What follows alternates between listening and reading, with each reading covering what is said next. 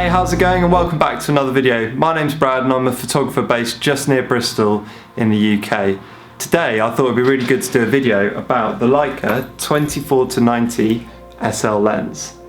This lens is massive and there's no getting away from it. There is nothing subtle about it at all. But as you'll hear later on in through the video, I'm really enjoying it and I absolutely love it. So I've always owned a 24-70 or 24-105 or sort of that mid-range zoom lens. I think it's a sort of bread and butter lens that every photographer should have in their bag. Even if they don't use it day to day, it's a good fallback if your other kit breaks, and you can shoot everything with it within reason, especially if you're photographing people. Here's my Canon 24-70 f4L lens. It's not focusing very well, there you go.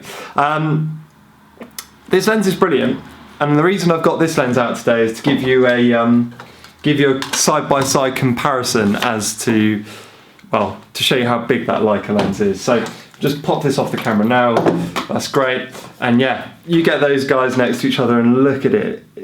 The 24-90 from Leica is massive. It's got an 82mm lens filter, whereas this one has a 77, I believe, and this has IS built into it. The Leica one doesn't. But the difference with the Leica lens to the Canon lens is that this is sharp at every point through the focal range, and that is an absolute triumph. And it's something that I've owned a number of the Canon 24-70s or 24-105s, and these lenses are great, but they're nowhere near as sharp through the entire focal range as this lens. What I do find a bit disappointing about the Leica lens is that it's not got a consistent aperture. The aperture's got a variable aperture which changes as you zoom in, which is mad because if Canon can manage to keep this as an f4 through the whole focal range, and they can keep it as a 2.8 with their 2.8 version through the whole focal range, I'm really at a loss as to why Leica haven't been able to do that with this lens. This lens is extremely well built. It's got weather sealing, it's got like the rubber gasket here which meets up to the camera, and I've been using this, I've used this in lots of different weather scenarios. I was recently doing some pictures off a boat and there was spray, it was a little rib, there was spray everywhere, and this lens got absolutely soaked and it was brilliant. I just went over it with a chamois just to get the sort of surface water off it, and yeah, it was absolutely great. I have been recently using this lens with a rubber lens hood, which I don't have handy, but it only stands about that high off the lens and it collapses. I've been finding that's really good because this lens hood is big, cumbersome, and like any lens hood, you can knock them off unless you use a bit of gaffer tape to hold it on. So I bought this lens at the start of the year and I really wanted to make a video of it during the summer, but I didn't feel like I'd used it enough to warrant talking about it.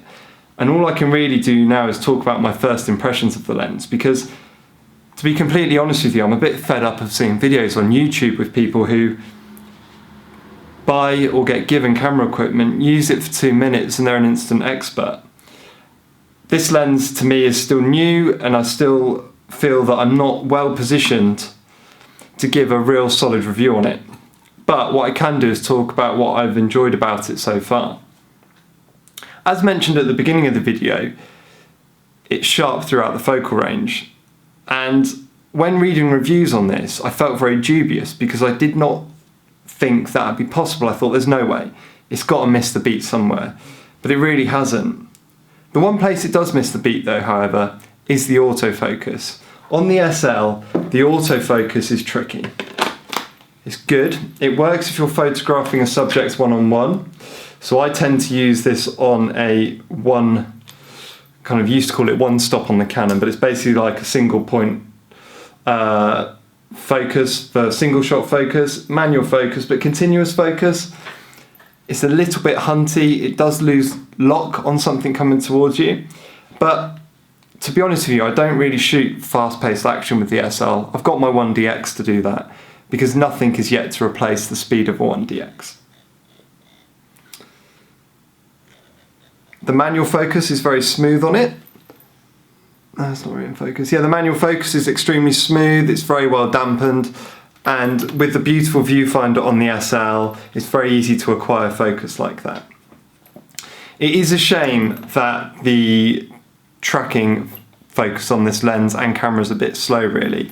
I feel that if that was better, I would be all in with Leica, but I do feel that I'm being still drawn back to the 1DX for certain situations. But for photographing people, landscapes, or anything that's not really fast moving, the camera and the lens has worked really well. At the wide range at 24mm, it's lovely and sharp in the middle, and it's still very sharp on the ends. A lot of the time with this lens, it would really fall off in the corners. Now, I've never really been that one to pixel peep, but it is still nice to look at your pictures at 100% and look at the quality of your picture, especially when you're delivering it to a client, because some of my clients end up printing these images so big that those imperfections will be noticed. And when I use this lens now more than ever, I feel more confident than ever that they could print this picture as big as they want, and the quality is just perfect across the frame. Hopefully one day I'll upgrade to the SL2 to get a bit more resolution. But for the meantime, this setup is working really well for me, and I'm using it. I use it on every job. Even if it is fast paced, I'll more often than not will have the 1DX on one shoulder and use this camera as well.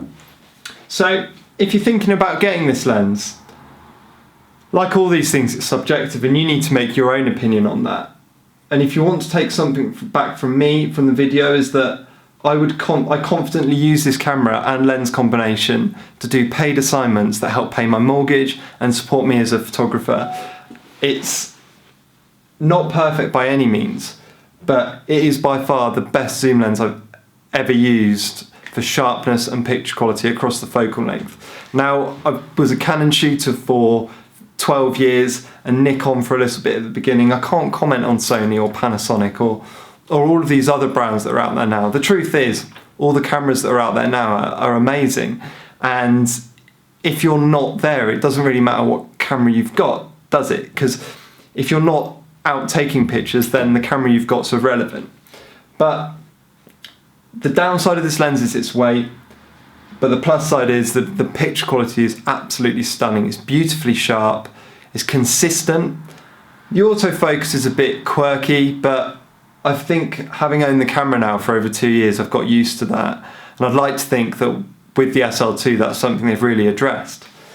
I will flash up a few photographs taken with this lens, but it's difficult to tell on YouTube, and ultimately the pictures could be taken on any camera. But I really love using this system, and I really love this lens. So yeah, I'm not really sure what else to talk about really. I've recently acquired the 90SL, so I will shortly do a video about this.